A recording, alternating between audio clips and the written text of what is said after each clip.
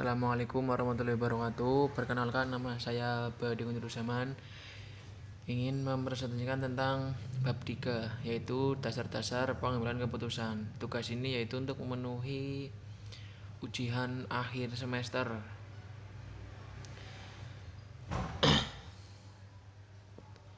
Dasar-dasar pengambilan keputusan. Menurut George R. Terry, dasar-dasar pengambilan keputusan ada 3. 1. Intuisi, yaitu suatu proses bawah sadar atau tidak sadar yang timbul atau tercipta akibat pengalaman yang terseleksi. Pengambilan keputusan yang berdasarkan atas intuisi atau perasaan memiliki sifat subjektif sehingga mudah terkena pengaruh. Kebijakan pengambilan keputusan berdasarkan intuisi adalah: 1. Dasar-dasar pengambilan keputusan. A. Waktu yang digunakan untuk mengambil keputusan relatif lebih pendek. 2. Untuk masalah yang pengaruhnya terbatas, pengambilan keputusan akan memberikan kepuasan pada umumnya. 3. Kemampuan mengambil keputusan dari pengambilan keputusan itu sangat berperan dan itu perlu dimanfaatkan dengan baik. Dasar pengambilan keputusan. 1. Ada kelemahan. Keputusan yang dihasilkan relatif kurang baik. 2. Sulit mencari alat pembanding sehingga sulit diukur kebenaran dan keabsahannya. 3. Dasar-dasar lain dalam pengambilan keputusan seringkali diabaikan. 2. Ada pengalaman. Setelah intuisi yaitu ada pengalaman. Pengambilan keputusan berdasarkan pengalaman memiliki manfaat bagi pengetahuan praktis karena pengalaman seseorang dapat memperkirakan keadaan sesuatu, dapat memperhitungkan untung ruginya, baik buruknya keputusan yang akan dihasilkan. Karena pengalaman seseorang yang menduga masalahnya walaupun hanya dengan melihat sepintas saja mungkin sudah dapat menduga cara penyelesaiannya. Yang ketiga ada fakta. Pengambilan keputusan berdasarkan fakta dapat memberikan keputusan yang sehat, solid, dan baik. Dengan fakta, maka tingkat kepercayaan terhadap pengambilan keputusan dapat lebih tinggi, sehingga orang dapat menerima keputusan yang dapat dibuat dengan rela dan lapang dada. Yang 4 ada wewenang. Pengambilan keputusan berdasarkan wewenang biasanya dilakukan oleh pimpinan terhadap bawahnya atau orang yang lebih tinggi kedudukannya kepada orang lebih rendah kedudukannya. Pengambilan keputusan berdasarkan wewenang juga memiliki beberapa kelebihan dan kelemahan.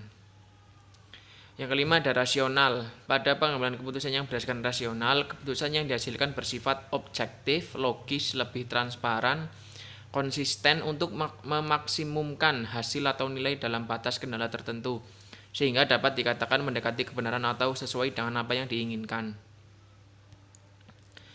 Ada beberapa hal yang harus diperhatikan dalam pengambilan keputusan secara rasional. Yang 1 ada kejelasan masalah, 2 ada orientasi tujuan, 3 pengetahuan alternatif, 4 referensi yang jelas, 5 hasil maksimal.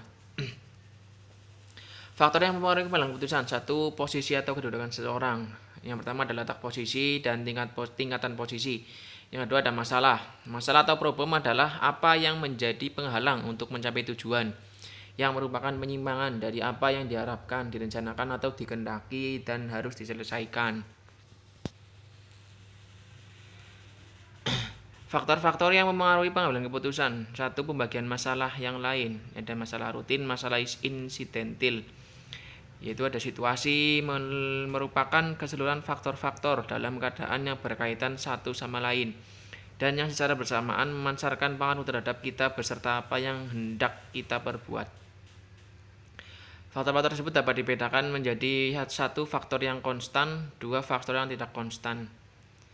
Ada kondisi merupakan keseluruhan dari faktor-faktor yang secara bersama-sama menentukan daya gerak, daya berbuat atau kemampuan kita. Sebagian dasar faktor-faktor tersebut merupakan sumber daya atau resources. Tujuan dari pengambilan keputusan yaitu tujuan yang hendak dicapai, baik tujuan perorangan, tujuan unit kesatuan, tujuan organisasi maupun tujuan usaha. Pada umumnya telah tertentu dan telah ditentukan. Tujuan yang telah ditentukan dalam pengambilan keputusan merupakan tujuan antara atau objektif. Menurut George Terry, faktor-faktor yang mempengaruhi pengambilan keputusan. 1. Yaitu hal-hal yang berwujud, tidak berwujud, yang emosional maupun yang rasional. 2. Tujuan organisasi, 3. Orientasi, 4. Alternatif tandingan, 5. Tindakan. 6. Ada waktu, kepraktisan, pelembagaan kegiatan berikutnya. Sekian dan terima kasih. Mohon maaf bila ada penyampaian yang kurang berkenan. Terima kasih. Assalamualaikum warahmatullahi wabarakatuh.